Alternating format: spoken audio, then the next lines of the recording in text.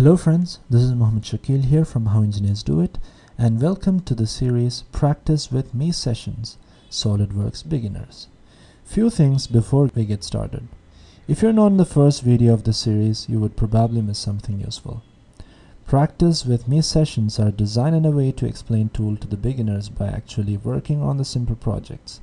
Thereby they learn to implement the tool at the same time. It requires zero CAD knowledge if you want to start with these lessons. I will make the drawing file full size in every video beginning so the users can take a screenshot of it and use it while they practice. This series is created following the success and appreciation I received from CAPA videos, so I will try my best to do the same with SolidWorks as well. I request my viewers and subscribers to give the same support I received from CAPA tutorial videos so that we can make this program a huge success. As usual, give thumbs up and comments. Without further ado, let's begin. In this video, we'll work on exercise number 8. To start off, we'll go to File, New, and double click on the part template. Now we have the empty workspace open. Let's go to the sketch and click on the sketch. So this exercise, we're going to use something called as lofted surface. So in order to use lofted surface, we need to have two or more profiles. So in this case, I'm gonna sketch this profile here and this profile, and then we're gonna do a loft tool on that. So let's go ahead and click on the top surface to define the sketch, and let's click on the line tool here, and let's do the bottom sketch here. So I'm just gonna draw a couple of lines.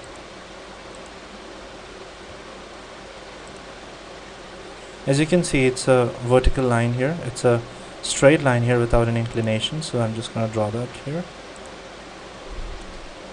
I'm just going to imagine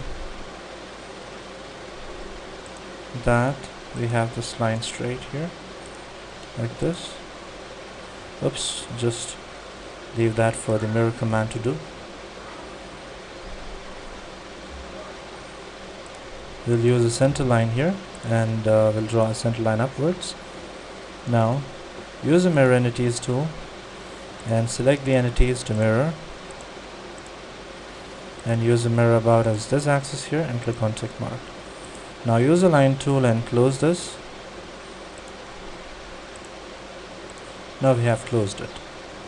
Alright, now we'll go ahead and start dimensioning it. So this is 37 here, and the overall length is 100.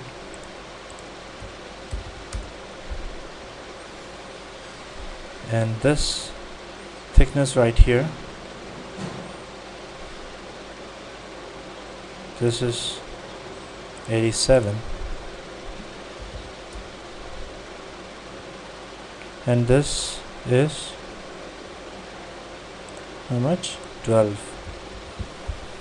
Now just use the line tool and drag this, and again go for dimensioning this and give this 12. Right, now you can give this as 37,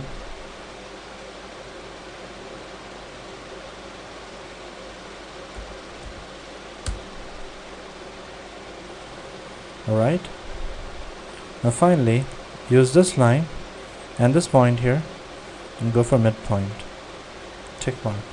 Now you can see the sketch is fully constrained as it turned to black. Now you can exit the sketch. Now you can go ahead and go for features, create a new plane, and click on the top plane and do an offset of 75. So do an offset of 75. So on this plane we're going to do one more sketch, and that sketch is gonna follow this profile. So we'll just click on this and go for the sketch. In this case, the thing is that this particular thing is common here. The only thing that's different is this length here. This only this much, it will be only this much. So what I'm gonna do is just select all of these lines here and go ahead and give convert entities, and you can simply draw a line here and close this and draw an axis line and smart dimension this to how much? 12. And just you can simply select this portion here and go for mirror entities, go for mirror about and select this axis here, click on tick mark. Now we have a completely constrained sketch. Go for exit. Now what you can do now is go for surfaces and select lofted surface. You can click on the first sketch and the second sketch, and that will create a loft here. So you can select the concurrent edges that the way I've selected it and click on tick mark. Now we have this done.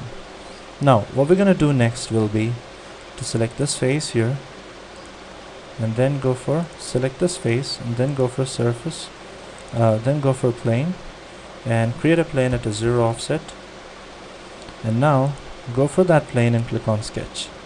Now we're going to create a rectangle that's of 25. It's a square hole of 25 edge, and that's going to stay at the center. So this is a little tricky, so let's just go ahead and see how we can do that. I'm just going to create a 25 square here. That's a 25 square, and now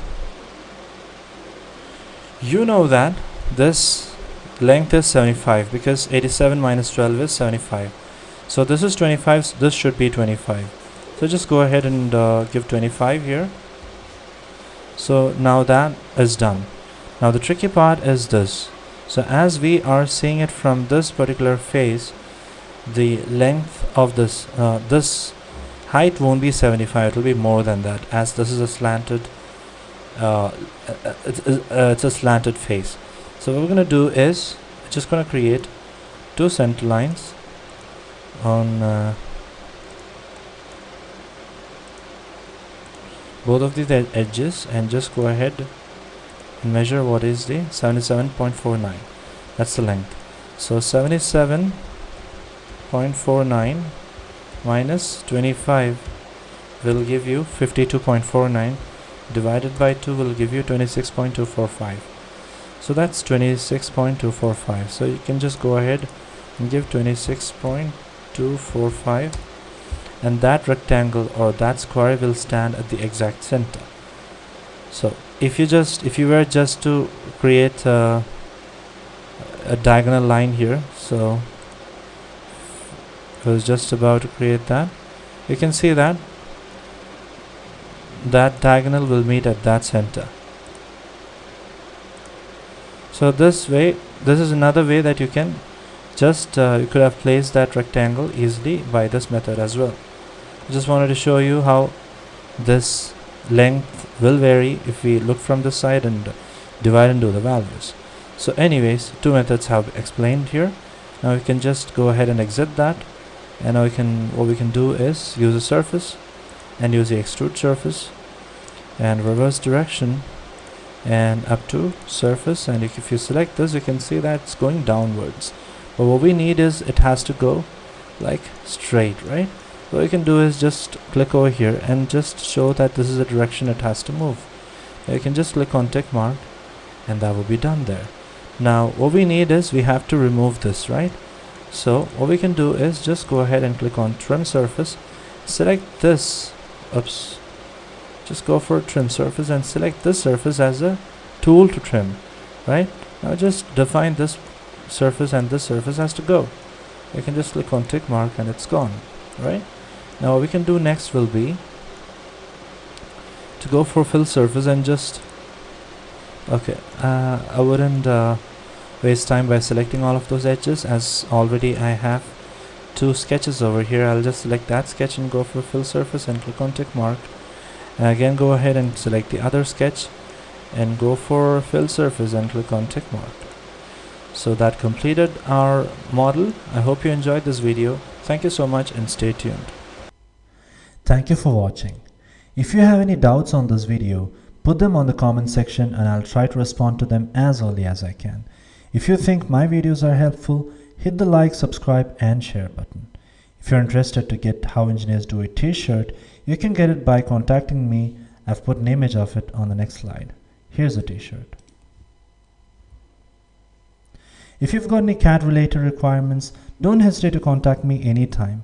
I'm always looking forward to work with you. You can personally get in touch with me at ketia.pro.user@gmail.com. Thank you for your time and stay tuned.